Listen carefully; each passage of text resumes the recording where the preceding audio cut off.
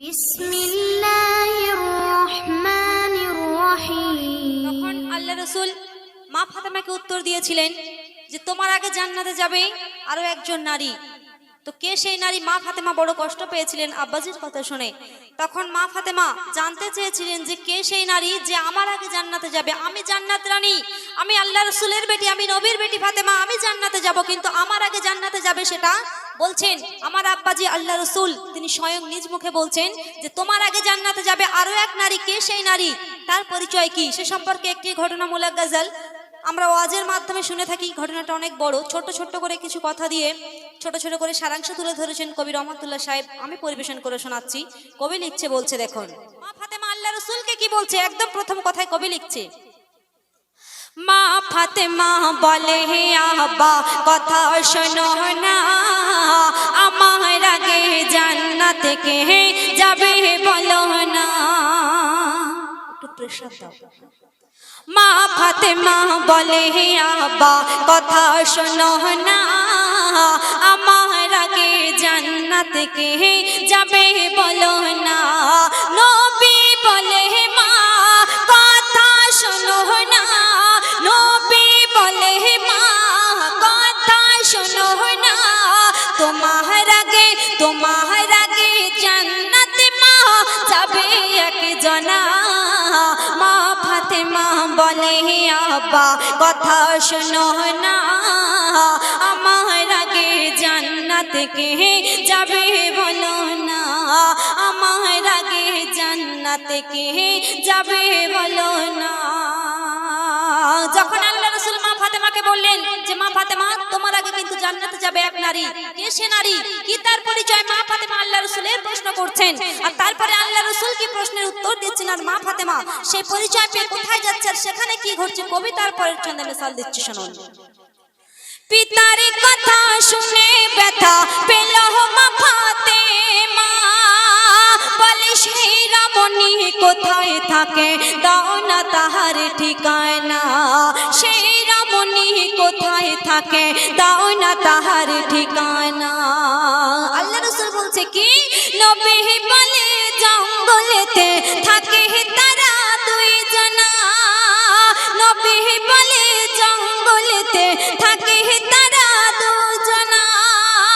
মা ফাতেমা দেখিবে বলে হলো তখন রওনা, মা ফাতেমা দেখিবে বলে হলো তখন রওনা।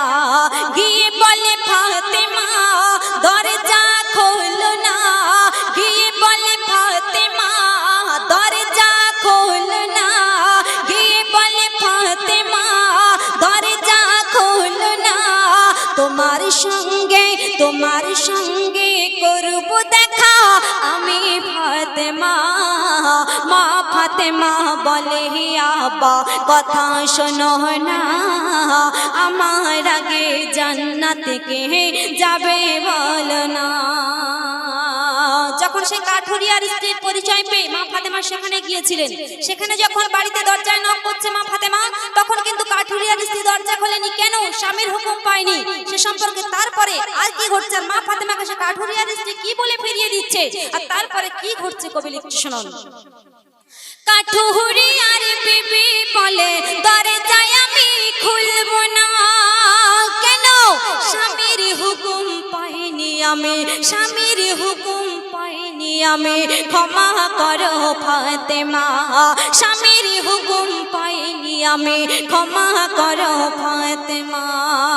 তাই স্বামীর হুকুম পেলে আমি তবেই দেখা করব মা, কাল সকালে ক্ষমা করো আমায় তুমি, ফিরে মাগো যাও না, ক্ষমা করো আমায় তুমি, ফিরে মাগো যাও না। মা ফাতেমা কি বলছে শুনে মা ফাতেমা বলে কালে আসবো মা, শুনে মা ফাতেমা বলে কালে আসবো মা, কাল সকালে এলে মাগো ফিরিয়ে দিও না। মা ফাতেমা বলে হে আব্বা কথা শোনো না, যখন আবার পরের দিন সকাল হয়েছে, রাত পেরিয়ে, তখন মা ফাতেমা আবার সেই কাঠুরিয়ার বাড়ির উদ্দেশ্যে রওনা হয়েছে। আর সাথে কাকে নিয়েছে, আর সেখানে গিয়ে আবার কি ঘটছে, কেমন করে আবার কাঠুরিয়ার স্ত্রী মা ফাতেমাকে ফিরিয়ে দিচ্ছে, কবি পরের ছন্দে লিখছে শুনুন। পরের দিনে মা ফাতেমা হলো যখন রওনা, হাসান হোসেন যাবে বলে ধরে তারা বায়না, হাসান হোসেন যাবে বলে ধরে তারা বায়না। আর দুই ছেলেকে সঙ্গে নিয়ে, দুই ছেলেকে সঙ্গে নিয়ে হলো যখন রওনা, দুই ছেলেকে সঙ্গে নিয়ে গেল যখন ফাতেমা, জানালা হতে দেখে বলে দরজায় আমি খুলব না, জানালা হতে দেখে বলে দরজায় আমি খুলব না। কেন? কাল ছিলে একজনা, আজ এলে তিনজনা, কাল ছিলে একজনা, আজ এলে তিনজনা, ওই দুজনার হুকুম স্বামী দেয়নি ফাতেমা। মা ফাতেমা বলে আব্বা কথা শোনো না, আমার আগে জান্নাত কে যাবে বলো না। কাঠুরিয়ার স্ত্রী যখন প্রথম দিন ফাতেমা এসেছিলেন কাঠুরিয়ার স্ত্রীর সঙ্গে দেখা করতে, তখন কাঠুরিয়ার যখন বাড়িতে এসেছে, কাঠুরিয়ার স্ত্রী বলেছিলেন যে মা ফাতেমা আমার সঙ্গে দেখা করতে এসেছিলেন, আমি তোমার হুকুম পাইনি, তাই আমি ফাতেমার সঙ্গে দেখা করিনি। তো সে সম্পর্কে কবি আর পরের ছন্দে কি লিখছে, কাঠুরিয়া যখন বাড়িতে এসেছে আর কি বলছে আর কি করছে, কবি তার পরের ছন্দে লিখছে শুনুন। কাঠুরিয়ার বিবি বলে ও গো স্বামী শোনো না, আমার সঙ্গে করবে দেখা হোসেন হাসান ফাতেমা, আমার সঙ্গে করবে দেখা হোসেন হাসান ফাতেমা। কাঠুরিয়া বলে বিবি এমন ভুল আর করবে না, কেন? নবীর বংশ যে আসিবে ফিরিয়ে তুমি দিও না, নবীর বংশ যে আসিবে ফিরিয়ে তুমি দেবে না। পরের দিনে ফাতেমা বলে দরজা খোল না, পরের দিনে ফাতেমা বলে দরজা খোল না, একটাকেতে একটাকেতে দরজা খুলে ফাতেমা বলে আব্বা কথা শোনো না, আমার আগে জান্নাত কে যাবে বলো না, আমার আগে জান্নাত কে যাবে বলো না।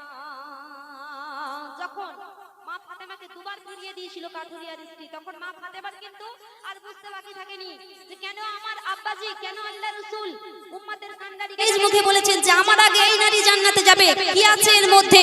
মা ফাতেমা কিন্তু তখনই বুঝে নিয়েছিলেন যে স্বামীর হুকুম ছাড়া যে মহিলা নবীর বেটির সঙ্গে দেখা করতে চান না, তার আর বুঝতে বাকি নেই যে আমার আব্বাজি কেন বলেছে যে আমার আগে এই নারী জান্নাতে যাবে। আর তারপরে একদম শেষ কথাই কবি লিখছে মা ফাতেমা, যেহেতু বলেছিলাম ছোট্ট করে লিখেছেন কবি, সারাংশ তুলে ধরেছেন, অনেক ঘটনা ওয়াজের মাধ্যমে আমরা শুনি, ছোট করে কবি একদম শেষ কথায় লিখেছে মা ফাতেমা ভেতরে গিয়েছিল, সেখানে আর কি হয়েছিল কি ঘটেছিল একদম শেষ কথায় ছোট্ট করে মা ফাতেমা কি বলছে কবি শেষ কথায় লিখছে শুনুন।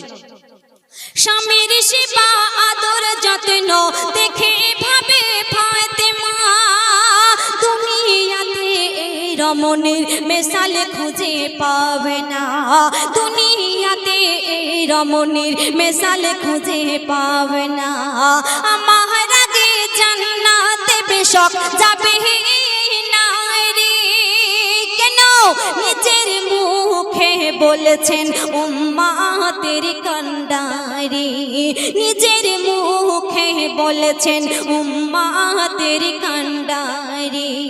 রহমাতুল্লাহ বলে তোর নসিব তোর নসিব তোর নসিব যাবে খুলে, রহমাতুল্লাহ বলে তোর নসিব যাবে খুলে। কেন? মা ফাতেমার কাঠুরিয়ার মতো সকল নারী হও না, মা ফাতেমা বলে হে আব্বা কথা শোনো না, আমার আগে জান্নাত কে যাবে বলো না, আমার আগে জান্নাত কে যাবে বলো না, আমার আগে জান্নাত কে যাবে বলো